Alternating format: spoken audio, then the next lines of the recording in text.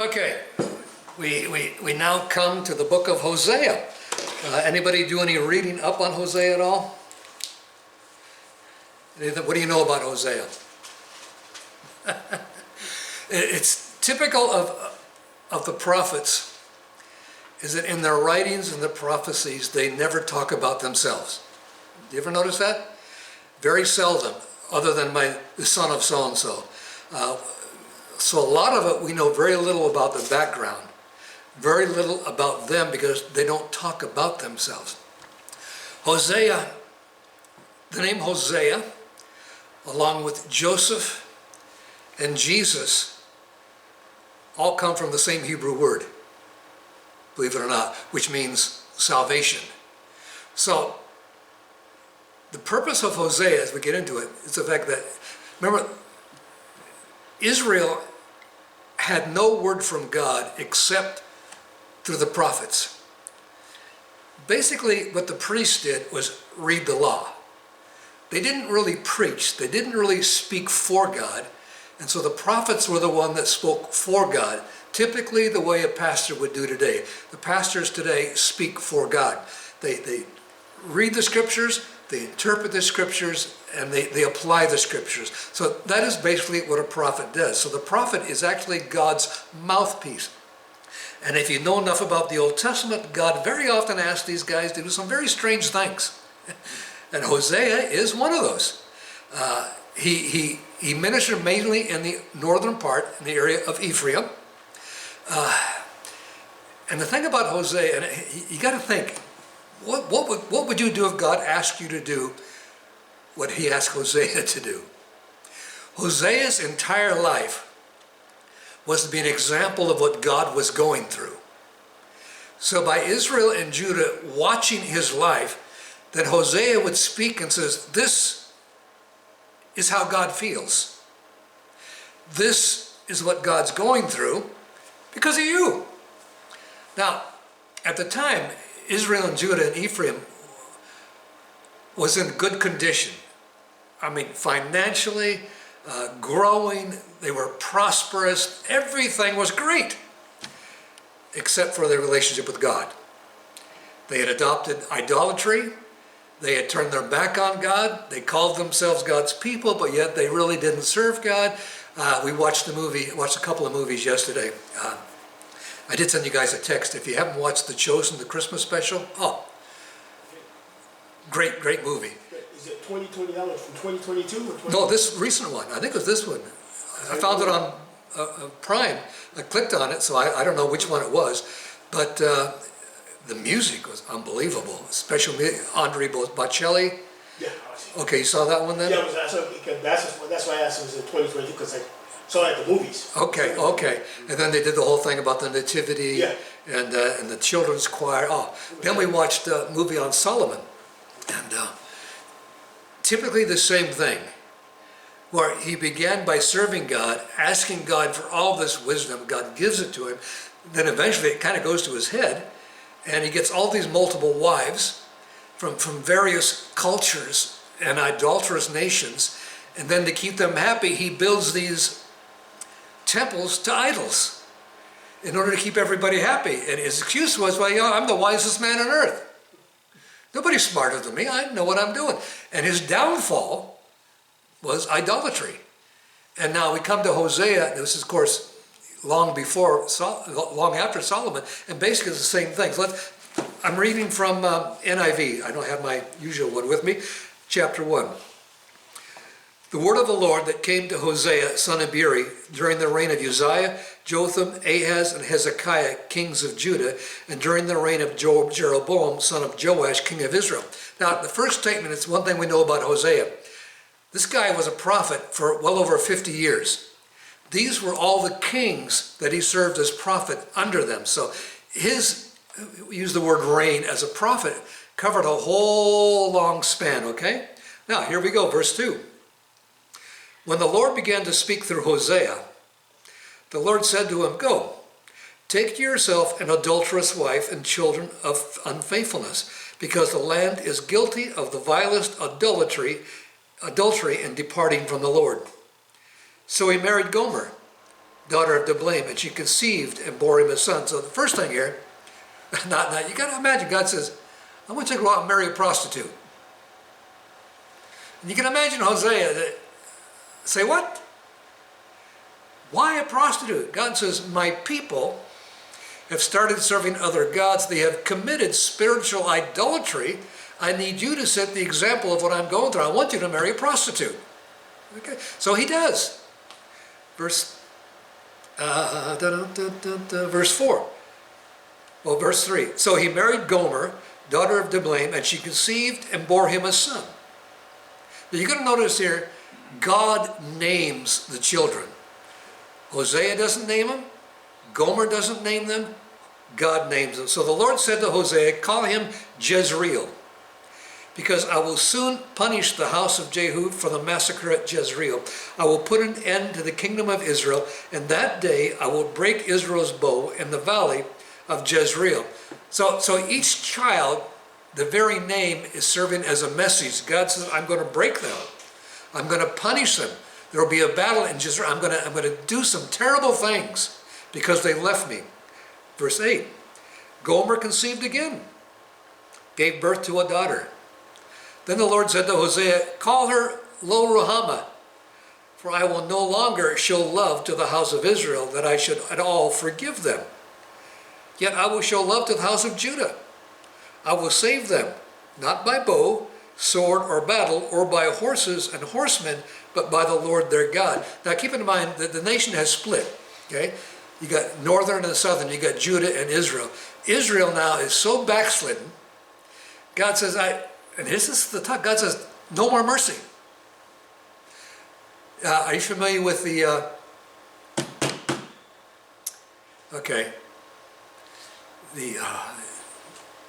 brain freeze.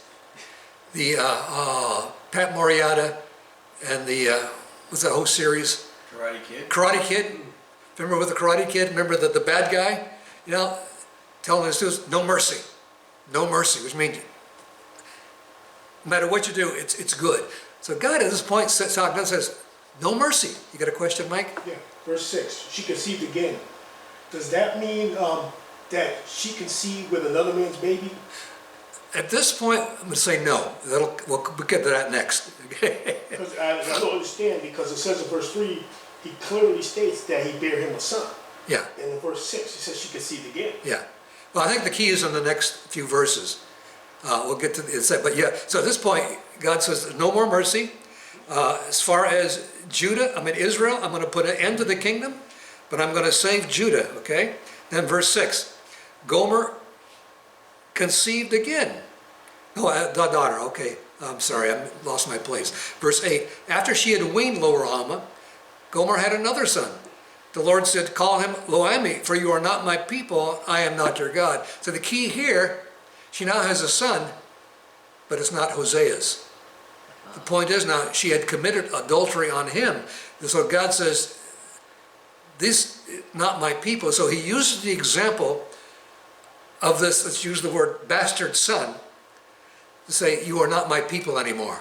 Because his wife had conceived outside of their marriage.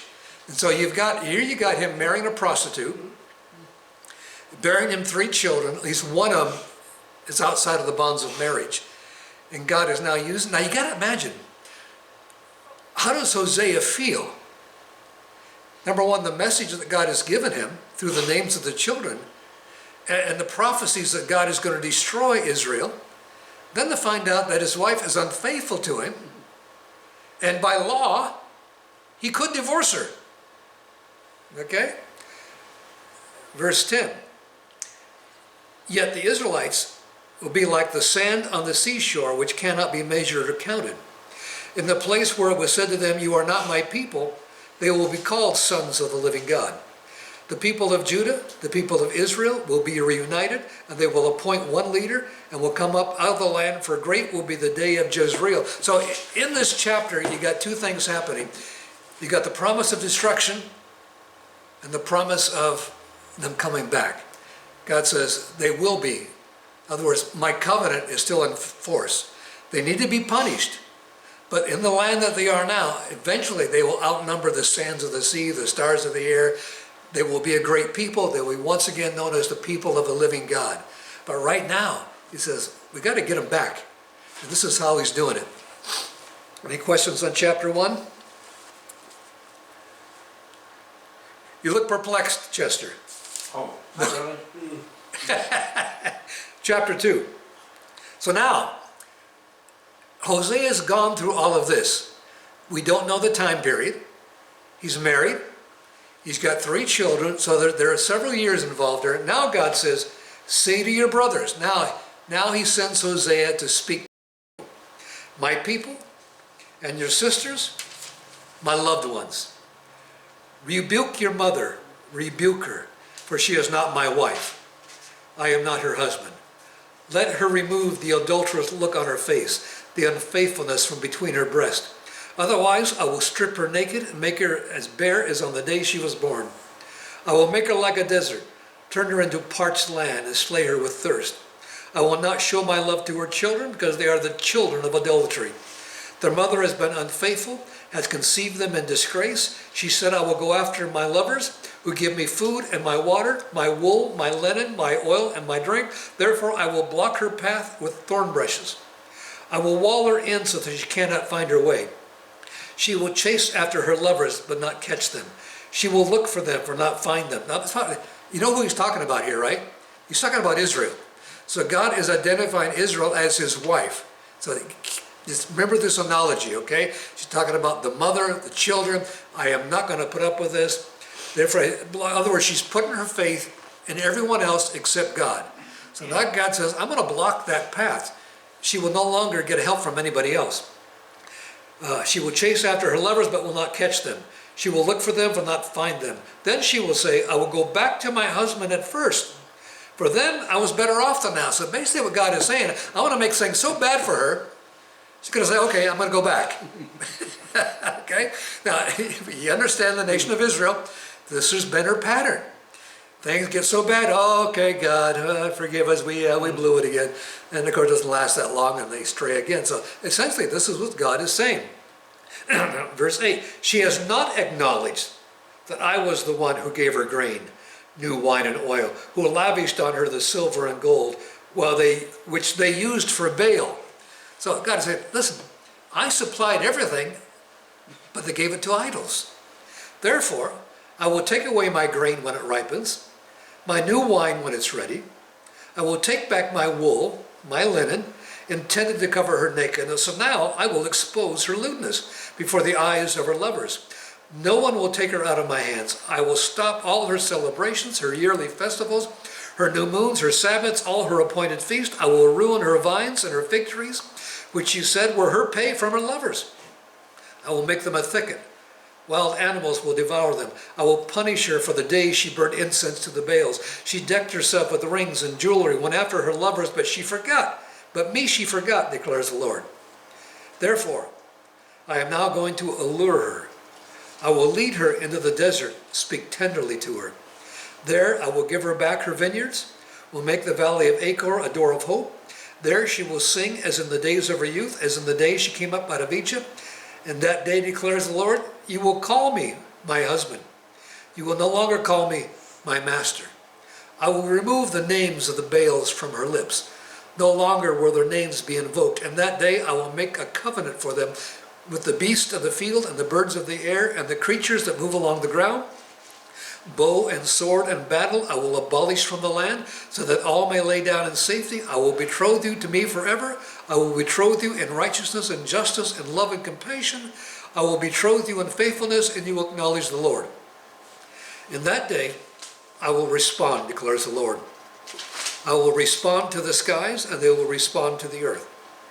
The earth will respond to the grain, the new wine and oil. They will respond to Jezreel.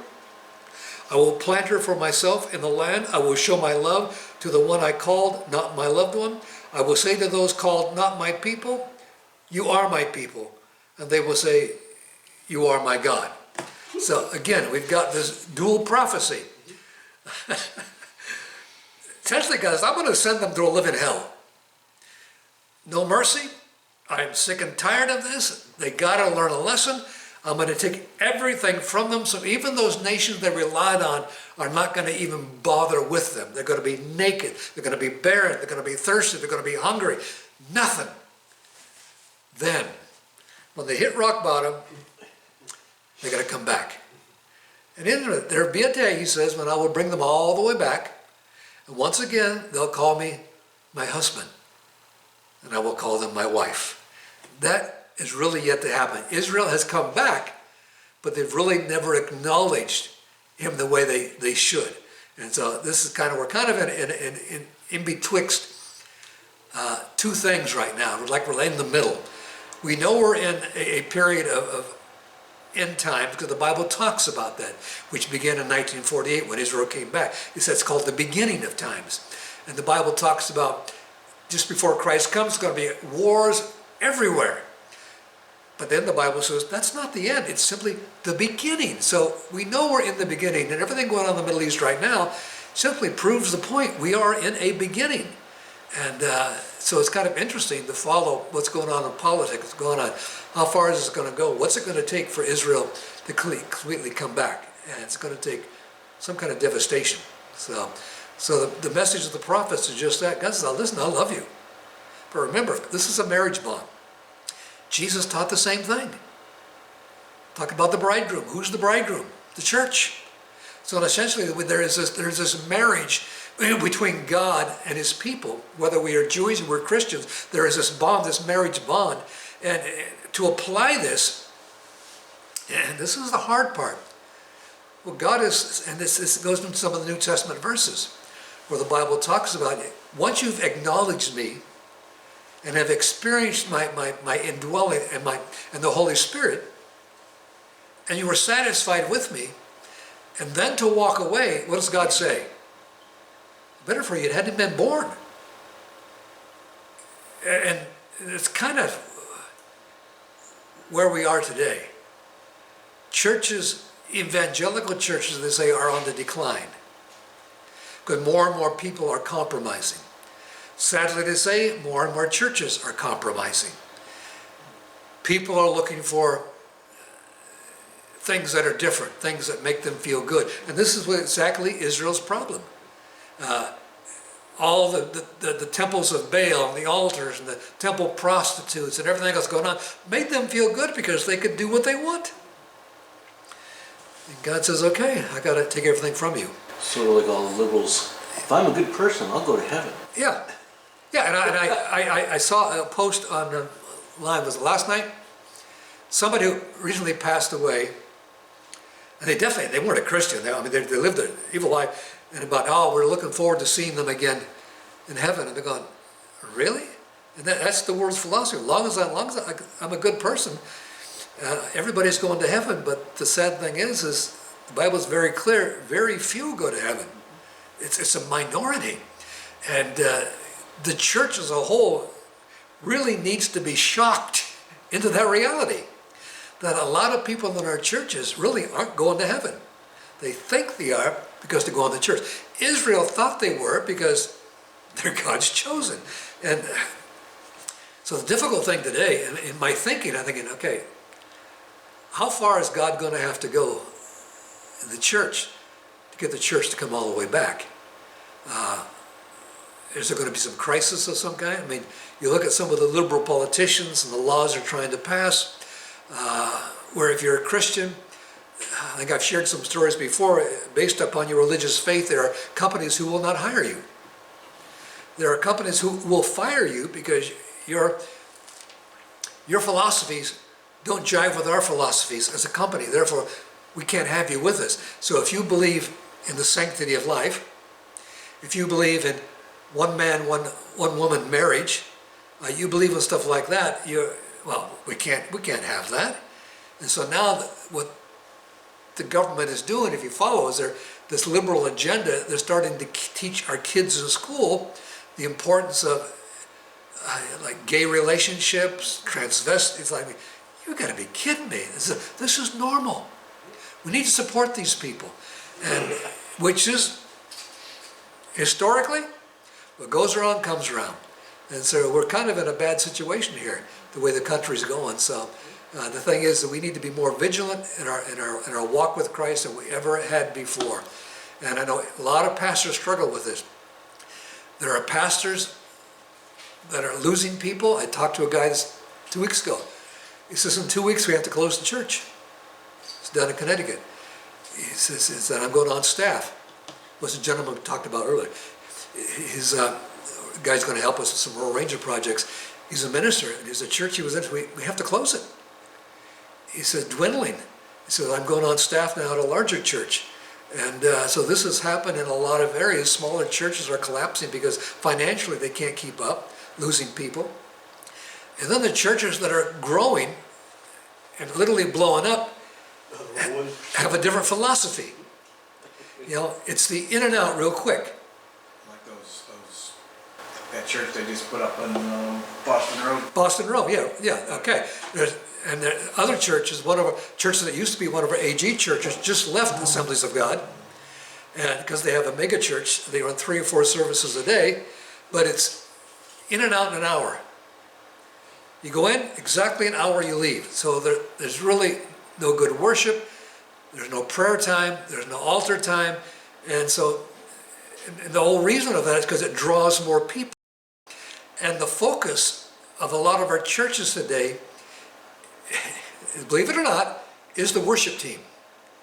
Because it's more like going to concerts where the focus of attention is on them. It's not on the congregation for worship. It is all about the hype. And I think I did tell you about the church I was entering them in years ago, where as soon as the worship was over, people went home. They didn't stay for the message because that's all they were there for, because that made them feel good. And so churches are going this way now, and people are flocking to these churches because it's in and out, it's quick. I got the rest of the day free. There's no condemnation. I'm not made to feel bad. And so this is what bothers me. And so we're at that point today where we've got to consider where we're going to go to church. Any questions or point at this point, Jose? I have a question Mike. outside this. Have you heard anything about revival going on in Israel? No. Read anything? I was just interested. Revival going on in Israel? No, I haven't. Yeah, that's what I'm asking. No. Because I know you read all the social. It's interesting that this would be the perfect time for one. You know what I mean? All the stuff that's going on there. You ever heard anything at all? No, but that's a good question. I know there was a strong movement a while ago, Jews becoming, accepting Christ as their Messiah. There are a couple of, Jews for Jesus, a couple of other groups over there that focus on that. But no, I haven't heard anything recently, but I know there's been revivals among Muslims. Mm-hmm. I do hear a lot about that in some of these Muslim countries where there are actually revivals happening, miracles and visions and people getting saved and healed, and actually Christ making appearances to people over there. And where Muslims are turning to Christ. Of course, when they do, their family bans them. They're disinherited. They lose everything. They're outcast. They're either killed or they have to leave the country. And so with Christianity comes persecution in these countries. And that's the sad thing. And even in Jewish culture, I had a young rabbi, Hasidic rabbi, that would visit us when I was pastoring. He was out of Brooklyn. His father and grandfather were both the head rabbis, the big guys. The Hasidics are the ones with the long curls and whatnot. And this young man found Christ by reading Isaiah when he came to Isaiah 53. And he brought that up to his father and grandfather, and they forbid him to understand that. You don't read that, you don't understand what that means. But he said, I do understand it. This is talking about our Messiah, who is, this Jesus fulfilled it. And they kicked him out of the family, banned him completely. And I remember having him sit in my living room. And if you ever have a chance to sit down with a Jewish rabbi, they know the Old Testament like the back of their hands. I could listen to this young man all day long as he explained the scriptures, as well as how it applied to Christ the Messiah. It was mind-blowing. But then again, Jew, became a Christian, kicked out of the family, can no longer be a rabbi. And I know at that time he was seeking association with either Jews for another one of those groups anyway. And he was quite a speaker, excellent speaker, because he knew how to interpret the Old Testament in light of the New, and it just brought everything together. I think after having him, I think we did the Passover with him.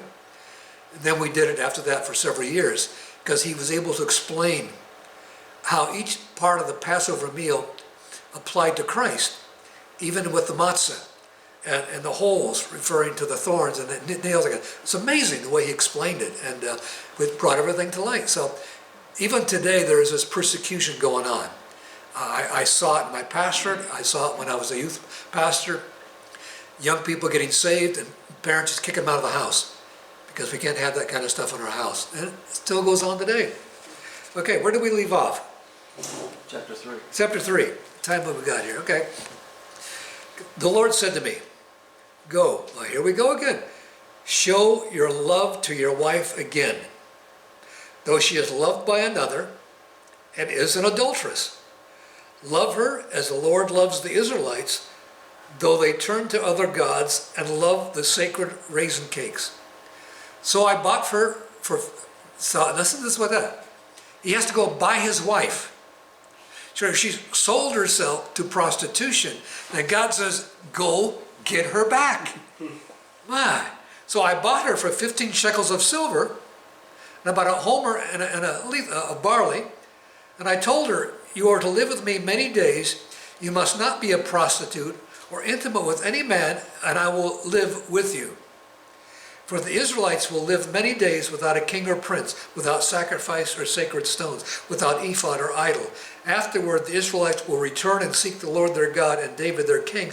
They will come trembling to the Lord and to his blessings in the last days. So again, he's to exemplify what God's going through. Go after her, just like I'm going after my people. Buy her back. And here's the interesting part. In order to get her back, he's got to pay a price. Now, throw that into the New Testament. What do you get out of that? God has got to pay the price for salvation. And we know what the price was? Jesus. It was Jesus. So the analogies, okay, you begin to understand this. Hosea's life is an example of everything God is going through and everything God is going to do. You go back, you pay a price for her, tell her, no, if you no longer live as a prostitute, if you no longer have intimate relation with another man, and you live with me, I'm going to be good to you. So again, the promise is there, but she's got to do something. So the promise to Israel, God says, I will take you back. Complete forgiveness. I will take care of all your debts. I will pay everything. But you got to promise me you're not going to go after idols anymore. So that's where that goes. And this, again, goes all the way to the New Testament.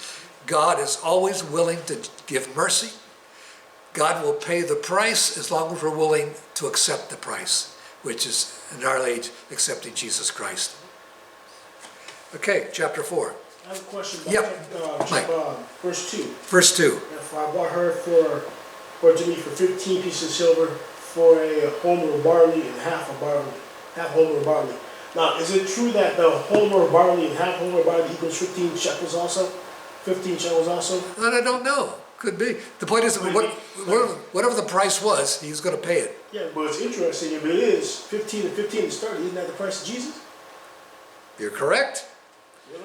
I think I find it, That's good. That's very good. So if the omer of barley equals 15 shekels, and he put up 15 shekels, that's 30 pieces of silver. Oh, that's great. That's a sermon. You want to preach that? Yeah, okay.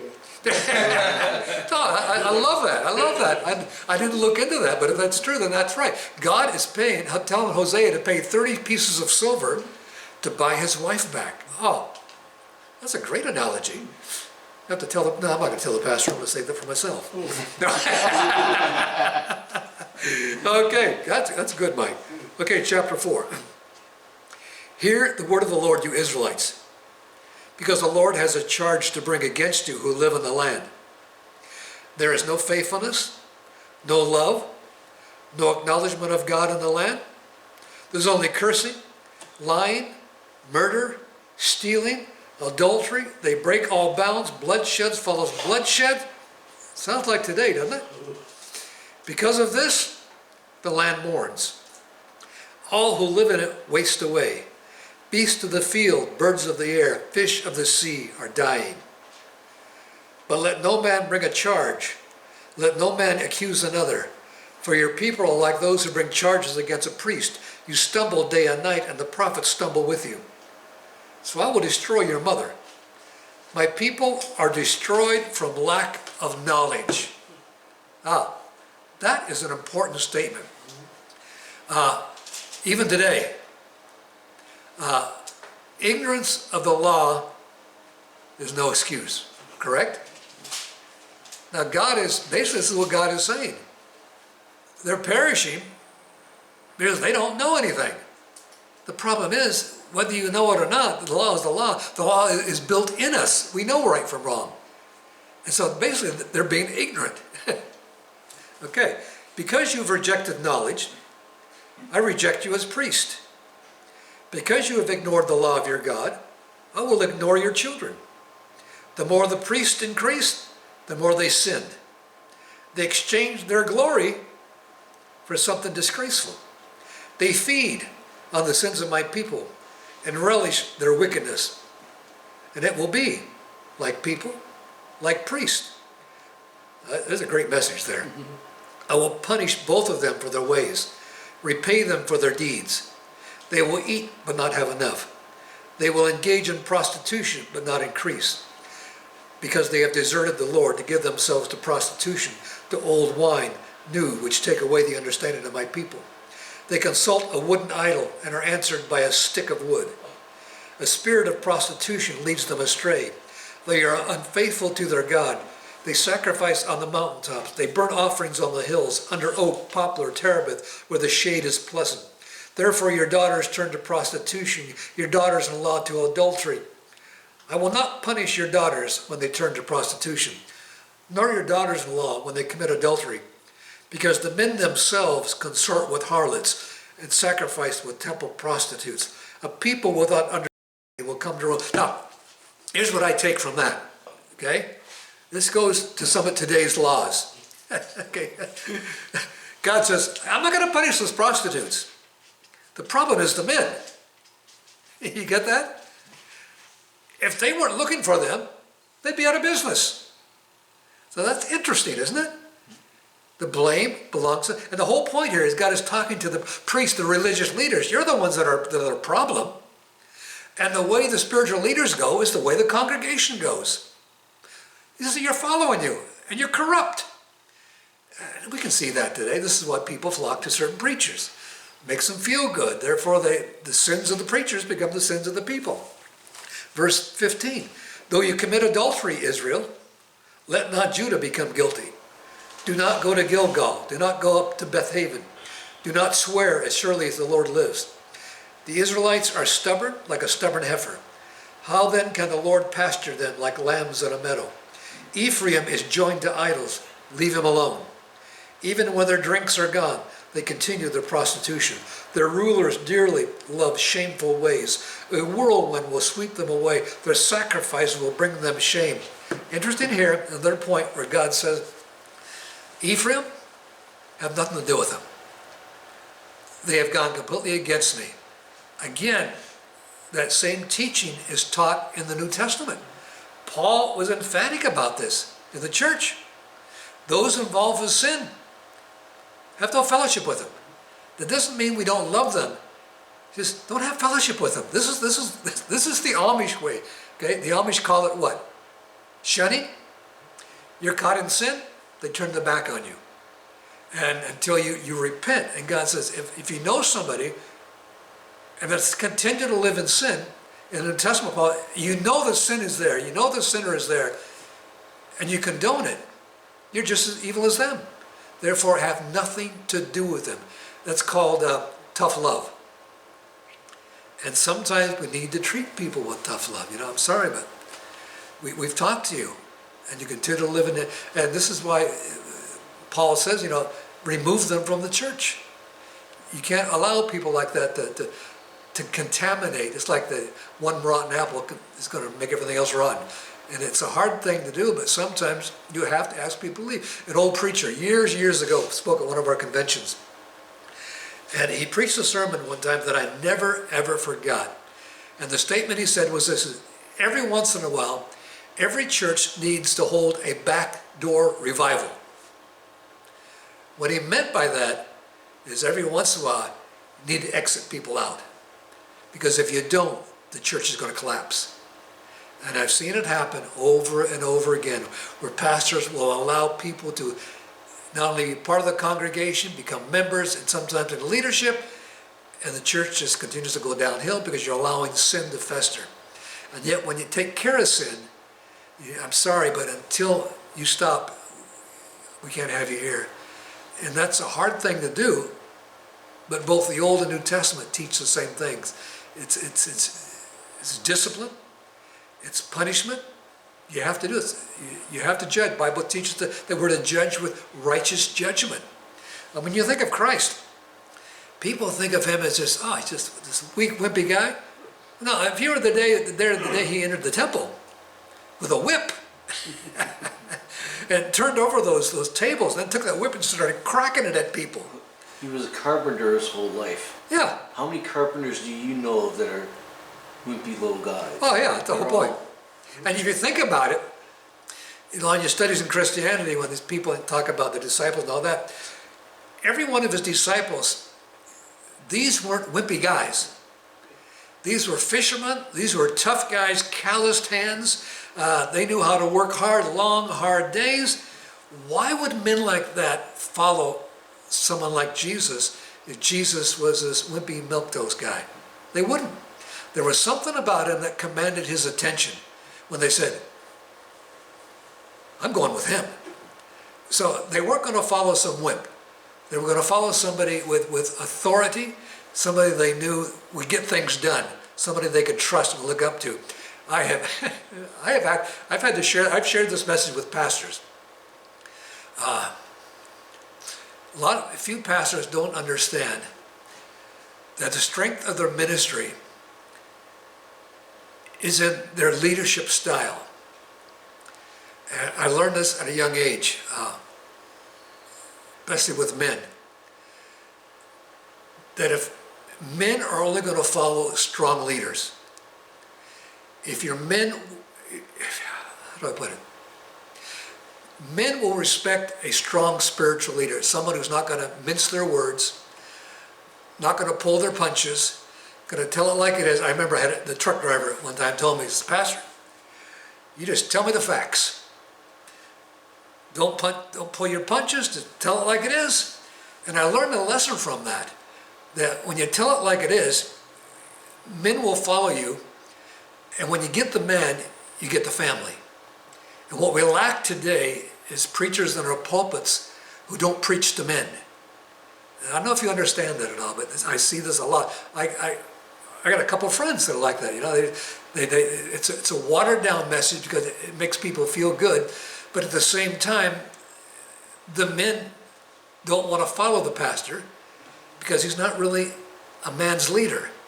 And I don't know if you understand that or not, but that's a sad thing to see, but it happens over and over again, because what happens is the women in the church tend to do everything in the church.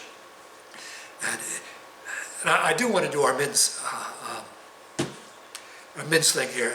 The problem is we can't because we don't have the facilities anymore to that men's conference, and because it deals with some of these issues, and especially why men don't want to go to church, and there's a good reason why men don't go to church.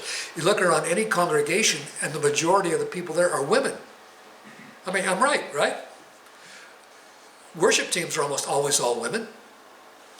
Teachers are almost all women, and men do very little anymore in our churches, and that is our problem. I don't know how we got on that topic, but we got on it. Where did we leave off? Chapter 5, let me make a note here. We'll pick up at chapter 5 next week. Is that where we left off? Yes. Okay, let me make a note here, so I didn't bring my other Bible. We're going to go chapter 5 next week. Okay, we'll take a break at this point. So keep in mind Hosea. The message is he is a living example of what everything God's going through.